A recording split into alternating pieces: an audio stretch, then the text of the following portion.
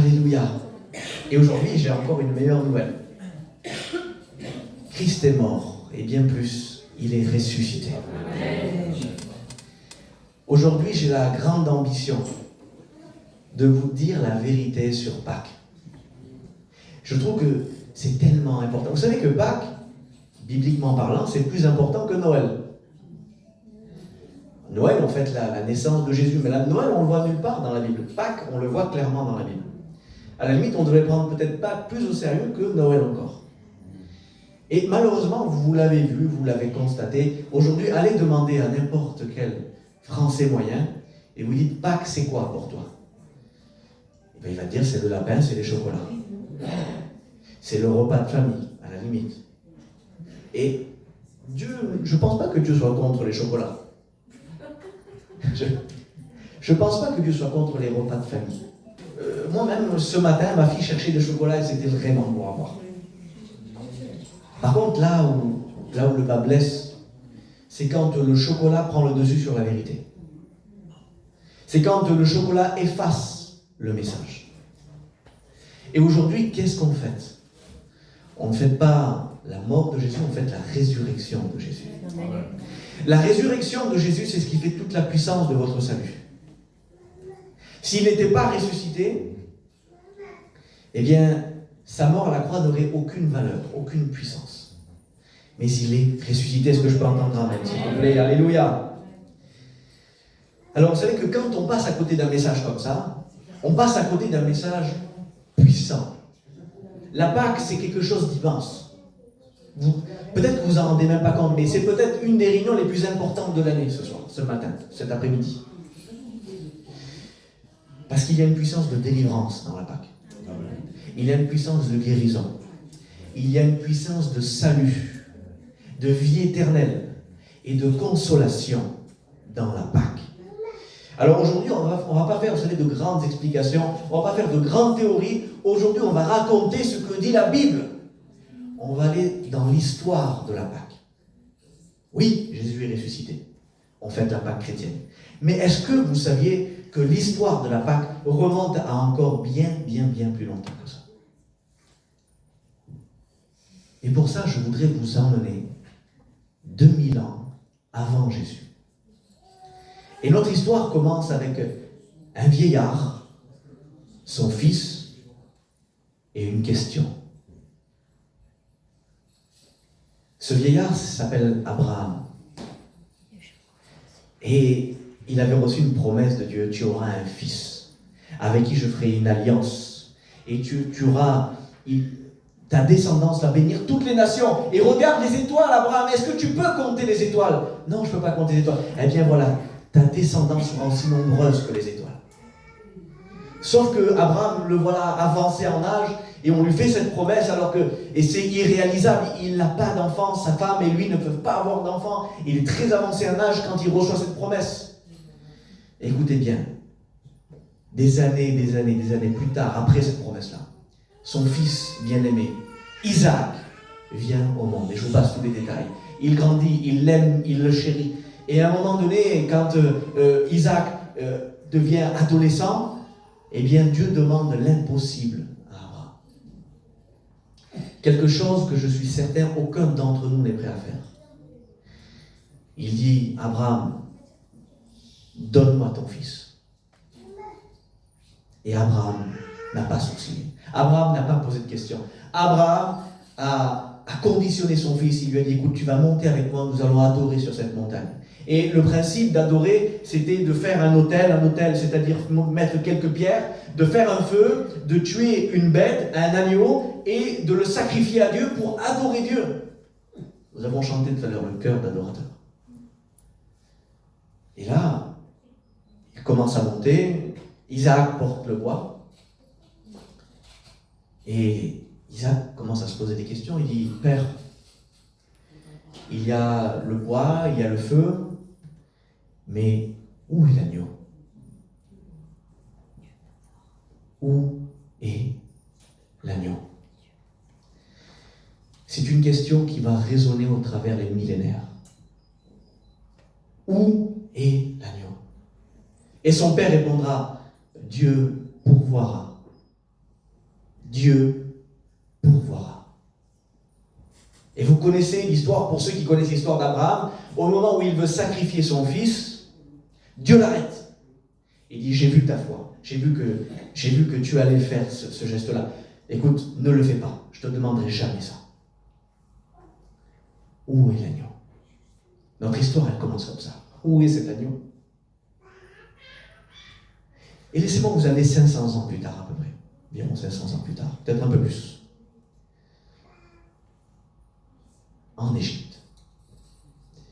Le peuple hébreu s'est installé en Égypte parce que l'Égypte avait de la nourriture, avait de bonnes choses à proposer. Et au départ, ils étaient peu nombreux. Et ensuite, ils sont devenus très nombreux. Le peuple hébreu a prospéré, s'est multiplié, et ils sont devenus des centaines de milliers, voire à toucher le million de personnes. Et ça a commencé à gêner les Égyptiens, à gêner Pharaon, qui les a mis en esclavage. Et vous savez, déjà quand on est en prison pendant 1 mois, c'est long. Pendant 1 an, c'est long. 6 ans, c'est long. 10 ans, c'est long. 20 ans, c'est long. Ici, ce n'est pas 20 ans, ni 30 ans, ni 40 ans, c'est 430 ans d'esclavage. C'est-à-dire que quand le petit-fils posait la question à son grand-père, « Est-ce que tu as connu la liberté ?» « Non, je ne l'ai même pas connue moi, et mon grand-père ne l'avait pas connue avant moi. » Voilà ce que c'est que 430 ans d'esclavage en pays d'Égypte. Et vous savez, à l'époque, c'est Pharaon qui gouvernait l'Égypte. C'est lui qui retenait les Hébreux captifs et il ne voulait pas les laisser partir. Il ne voulait pas. Et les Hébreux, eux, vous savez, ils souffraient.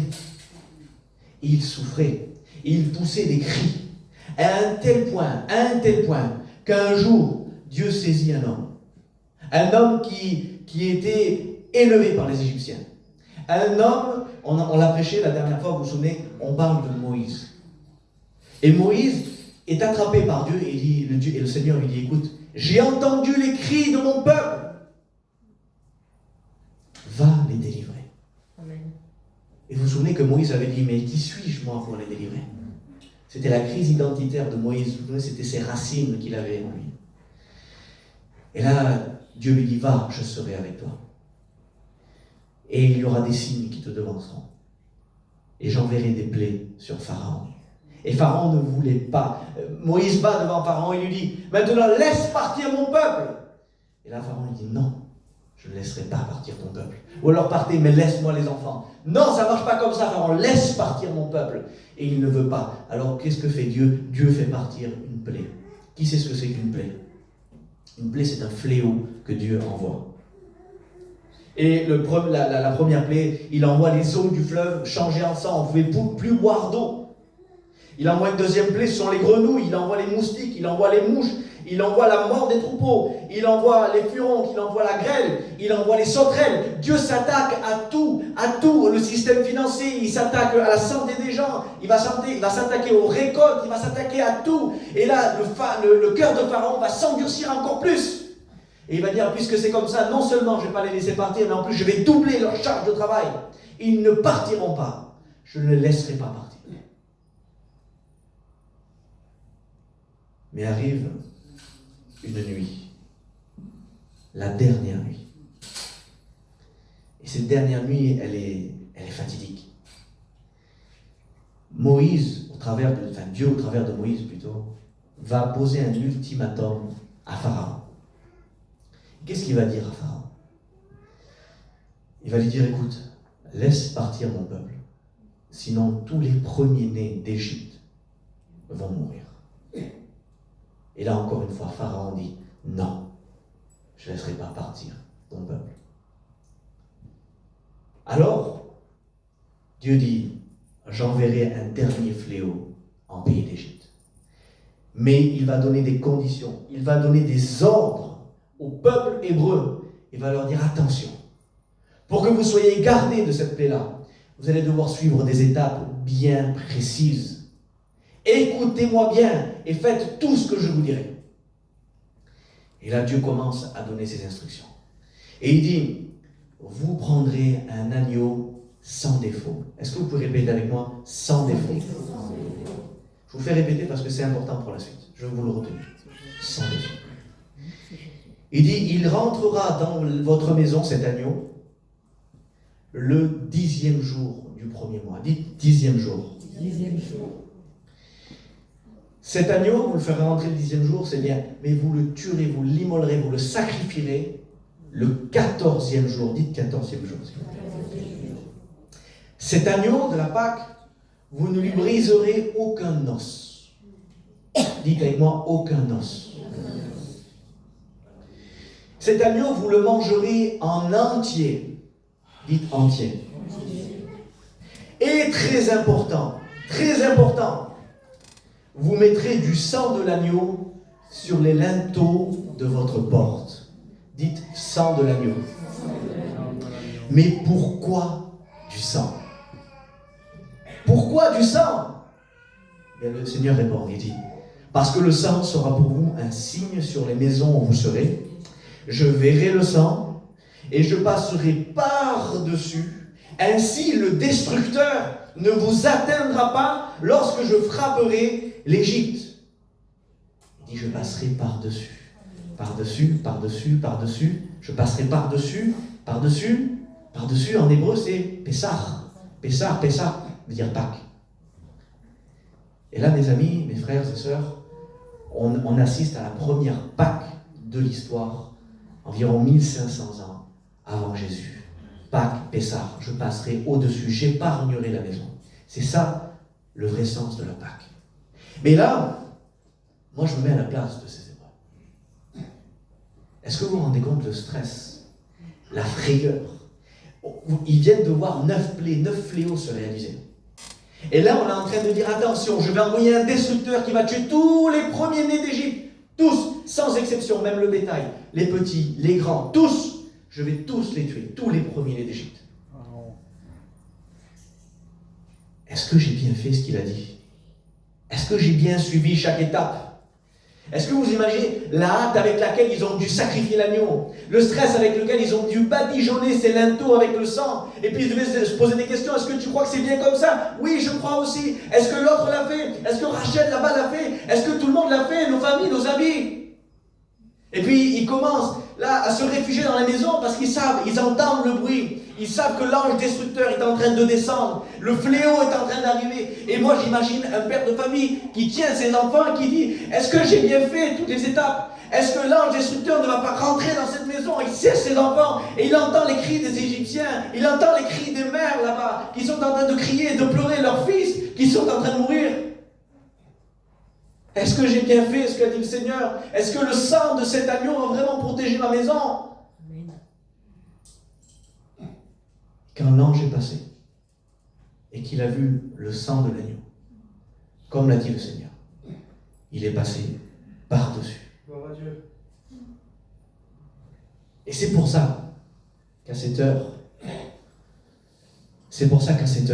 encore les Juifs d'aujourd'hui, dans le Seder de Pâques, ils ont un ordre très bien établi dans le repas. Et parmi cet ordre-là, ils prennent une coupe de vin qu'ils remplissent à ras-bord.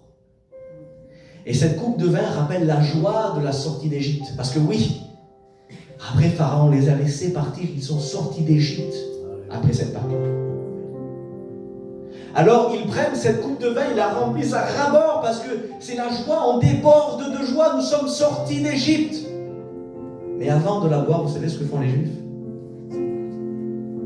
Ils trempent le doigt 10 fois dans la coupe et ils retirent 10 gouttes d'eau. Parce que dans cette joie débordante, on se rappelle de la souffrance des 10 plaies d'Égypte. Seigneur.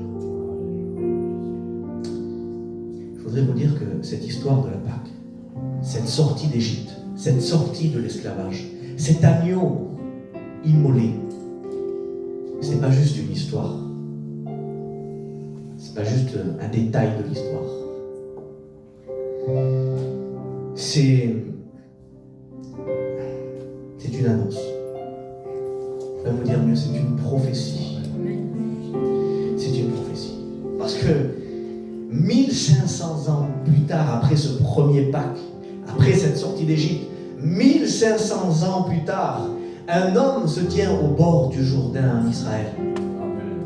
Son nom est Jean-Baptiste. Et il voit une silhouette s'approcher au loin. Il le voit arriver, il le voit se dessiner. Et là il crie, voici l'agneau de Dieu qui est venu pour ôter le péché du monde. Et là c'est comme si il criait à Isaac qui avait posé la question 2000 ans avant. Isaac, je réponds à ta question, voici cet agneau. Il est là, voici l'agneau qui est venu. Il est plus grand que moi. Il me précédait. Il était avant que le monde fût. Voici l'agneau de Dieu. Celui que les prophètes ont salué de loin. Celui que nos pères ont cru. Le Mashiach, le fils de David, le Shiloh, le sauveur. Il est là, Isaac. Je sais que tu as posé la question, il est là. Est-ce que vous croyez qu'il est là ce soir? Alléluia. Est-ce que tu comprends que cet agneau de Dieu, cet agneau de Dieu, c'était qu'une image à l'époque? Parce que le vrai agneau, c'est Jésus. Et vous savez, il est venu faire quelque chose de tellement plus parfait que cet agneau de Pâques en Égypte. Il est venu apporter, vous savez, une perfection à ce sacrifice. Oui, l'agneau d'Égypte a permis de sortir d'Égypte. Mais vous savez, le sacrifice était à refaire, et à refaire, et à refaire, et à refaire, et encore. Et on devait sacrifier des animaux pour demander pardon pour nos péchés. Et c'est comme si Dieu était... Vous savez, le sacrifice de Christ, lui, il n'est plus à refaire. Il est parfait, il est définitif, il est unique. Quand les sacrificateurs sacrifiaient l'agneau, ils restaient debout. Parce qu'ils savaient que c'était à refaire à un moment donné. Mais quand Jésus s'est sacrifié, il est allé s'asseoir à la droite du Père. Et quand quelqu'un fait quelque chose et qu'après il s'assied, moi quand j'aurai fini de prêcher, j'irai m'asseoir parce que ma prédication sera terminée. Et quand Jésus s'est sacrifié, il est allé s'asseoir à la droite du Père parce que tout est accompli. Il a tout fait pendant ce sacrifice parfait à la croix. Et vous vous souvenez quand je vous parlais, quand je vous ai fait répéter ces mots, l'agneau devait être sans défaut. Jésus n'a jamais péché. S'il s'était rebellé contre sa mère à l'âge de 15 ans, ou alors s'il avait élevé la voix contre quelqu'un, ou s'il avait eu un regard déplacé dans toute sa vie, eh bien il n'aurait pas été valable, il n'aurait pas été valide pour aller mourir sur la croix. Jésus a été parfait du début jusqu'à la fin. L'agneau devait rentrer le 10e jour dans la maison. Le 10e jour du mois, Jésus est entré dans Jérusalem. Amen. Le 14e jour, on devait sacrifier l'agneau. Eh bien, Jésus a été crucifié aussi. Le 14e jour, au moment où on sacrifie les agneaux, on ne devait briser aucun os de cet animal. Eh bien, laissez-moi vous dire qu'on n'a brisé aucun os de notre Seigneur Jésus, même quand il était sur la croix, malgré les tortures, malgré les coups. Aucun os n'a été brisé. On devait mettre, vous savez, du sang sur les linteaux. On devait mettre du sang sur ce bois. Eh bien, le sang de Jésus a été versé sur le bois de la croix. Alléluia. Et la mort passe au-dessus. Le destructeur passe au-dessus. Aujourd'hui, la mort ne t'atteindra pas. Le jugement, la condamnation ne t'atteindra pas. Cette nuit en Égypte, des vies ont été sauvées grâce à du sang. Et aujourd'hui encore, des vies sont encore sauvées à cause du sang. Et maintenant la question c'est, est-ce que ce sang est sur ta vie? Est-ce que ce sang est sur ta vie? Mais pourquoi tu me parles du sang? Seigneur, est-ce que tu es un Dieu sanguinaire, Seigneur? Est-ce que tu es un Dieu qui aime le sang? Non, Dieu n'aime pas le sang. Mais Dieu est un Dieu de justice. Dieu n'a pas changé. La justice de Dieu n'a pas changé, mes amis. Le salaire du péché, vous savez ce que c'est? C'est toujours la mort. Et sans effusion de sang, il ne peut pas avoir pardon des péchés. Et Dieu Ça a été comme ça pendant toute l'histoire. Dieu a toujours été tiraillé entre son amour et sa justice. Son amour lui donne envie de nous prendre dans les bras, d'être dans notre présence. Il nous a fait à son image. Nous sommes le fleuron de sa création. Vous comprenez ça? Quand il nous a créés, il a dit, voici, c'est très bon. Quand il t'a créé, il t'a aimé. Il te connaissait par cœur, il t'a connu avant que tu naisses. Il avait déjà tous les projets formés pour toi. Il te connaît et il t'aime. Et pourtant, en plus de son amour, il est aussi justice. Il faut que quelqu'un paye pour ce péché qui nous colle à la peau depuis la chute d'Adam et Ève dans le jardin d'Éden. Ce péché, il nous contamine de génération en génération. Et on a cet amour de Dieu qui veut nous épargner. Mais en même temps, il y a cette justice et cette colère qui doit s'abattre sur nous. Et là, Dieu est tiraillé. Je les aime, mais je dois les écraser. Et au moment où il s'approche de nos corps fragiles pour nous déchirer devant sa pureté et devant sa sainteté, il voit le sang de l'agneau. Et il dit, quelqu'un a payé. Justice a été rendue. Justice a été rendue pour toi, mon frère. Pour toi, ma soeur. Pour toi, mon ami. Quand le destructeur s'approche de toi, il passe par-dessus ta maison. Parce que le sang de l'agneau est sur ta vie. Alléluia. Quelqu'un a déjà payé. Et ça a coûté à Dieu. Ça lui a coûté son Fils unique. Voici ce que ça a coûté à Dieu. Et vous savez que Jésus n'est plus Fils unique. Il est Fils aîné. Parce que nous sommes tous à présent des enfants de Dieu. Ça a été le premier-né, oui, de la création. Mais, aujourd'hui, nous sommes co-héritiers. Oui, parce que Dieu a pourvu, comme disait Abraham. Dieu pourvoira. Et Dieu a pourvu.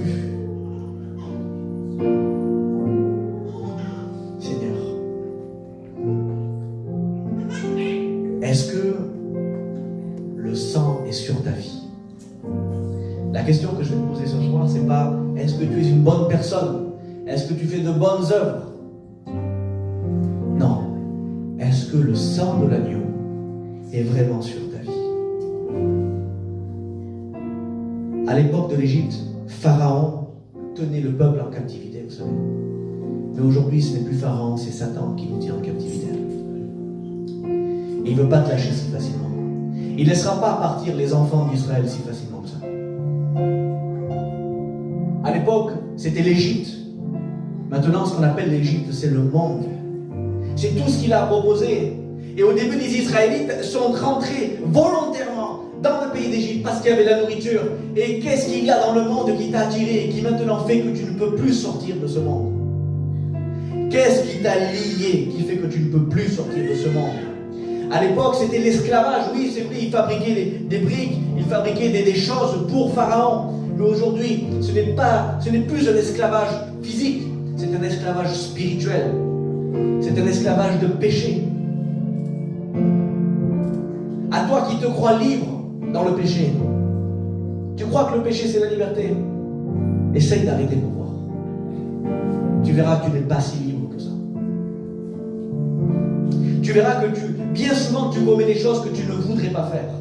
Et les choses que tu voudrais faire, tu ne les fais pas. Parce que la chair est contraire à l'esprit. Parce que le péché est ancré, il nous a contaminés. Et comme l'apôtre Paul dira, mais qui me délivrera du corps de cette mort? Qui nous délivrera? Où est cet agneau? Tu as besoin de cette Pâque dans ta vie. Tu as besoin de la Pâque. Alors je sais, qui sera assez fou pour mettre du sang sur les portes?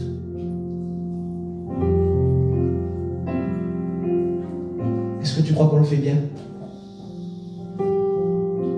Mais on n'est pas un peu fou? Regarde ce qu'on fait, on est en train de mettre du sang d'un animal sur des portes.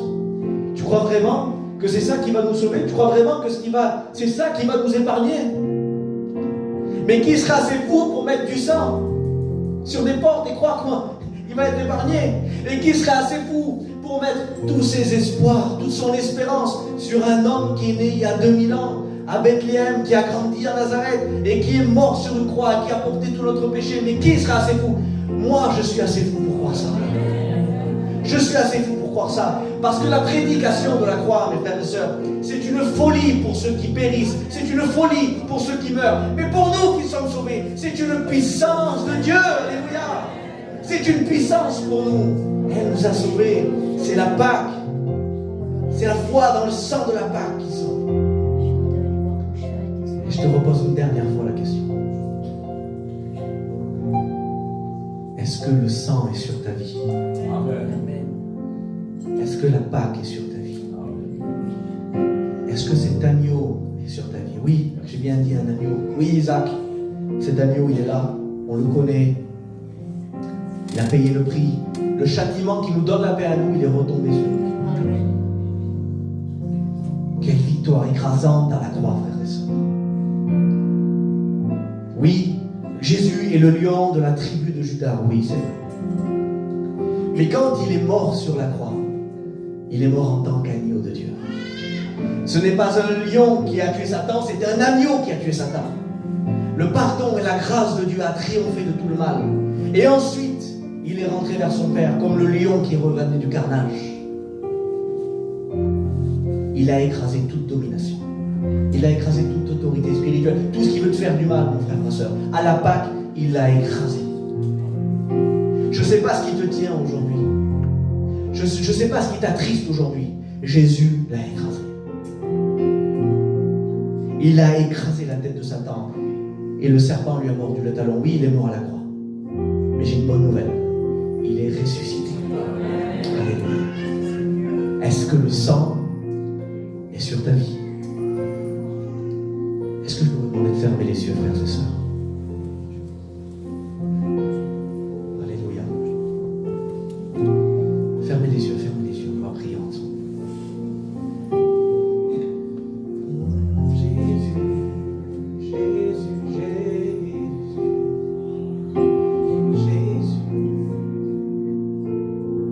Je vous laisse un temps pour méditer ce qui vient d'être dit. Pour méditer cette puissance qui sort, qui est la Pâque.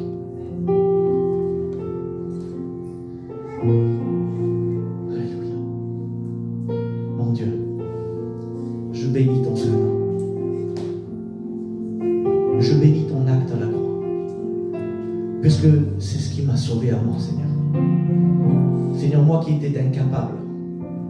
Moi qui me croyais saint, moi qui me croyais fort. Moi qui me croyais intelligent. Moi qui me croyais puissant. Eh bien, je n'étais qu'un pécheur qui avait besoin de ta grâce, Seigneur. Et il y a 2000 ans, Seigneur, le jour de la Pâque, mon Dieu, tu es venu mourir pour moi à la croix. Et ce sacrifice, je le prends pour ma vie. Seigneur, je crois en cette Pâque, je crois en ta résurrection, je crois en ta mort. Je crois, Seigneur, que mes péchés sont effacés. Oui, Seigneur, je suis assez fou pour croire ça. Je suis fou de toi, Seigneur, pour croire en toutes ces choses. Et je sais que le Saint-Esprit, à l'heure même où je parle, est en train de convaincre de péché, de justice et de jugement chaque personne qui a besoin d'être convaincue ce soir. Peut-être que quelqu'un ce soir, Seigneur, attendait une parole de Dieu, attendait une confirmation de Dieu. Tu as ta confirmation, frère et sœur. Et viens à Jésus. Viens à Jésus maintenant. Il est la Pâque, il est celui qui te sauve. Seigneur, viens bénir chacun de mes frères et sœurs. Viens, Seigneur, les restaurer maintenant dans le nom de Jésus. Viens les consoler maintenant dans le nom de Jésus. Que tous ceux, Seigneur Jésus, qui sont liés, mon Dieu, par des liens maintenant, soient déliés maintenant dans le nom de Jésus, par le sang puissant de Jésus maintenant. Que tous ceux maintenant qui ont un poids de tristesse sur leur vie maintenant, que ce poids les quitte maintenant dans le nom de Jésus. Que tous ceux maintenant qui sont poursuivis par les angoisses, maintenant les angoisses quittent dans le nom de Jésus. Que tous ceux qui n'ont pas la joie dans leur cœur, Seigneur Jésus, maintenant que la joie arrive dans leur cœur, qu'ils aient la conviction, Seigneur, que leurs noms sont inscrits dans le livre de vie, Seigneur. Merci pour cette espérance de vie éternelle, mon Dieu. Merci pour ce pardon de nos péchés, Seigneur. Tu les balayes, Seigneur, comme le vent balaye les nuages. Et tu nous rends plus blancs que la neige, Seigneur. Merci, mon Dieu. Que toi revienne toute gloire, Jésus. Amen.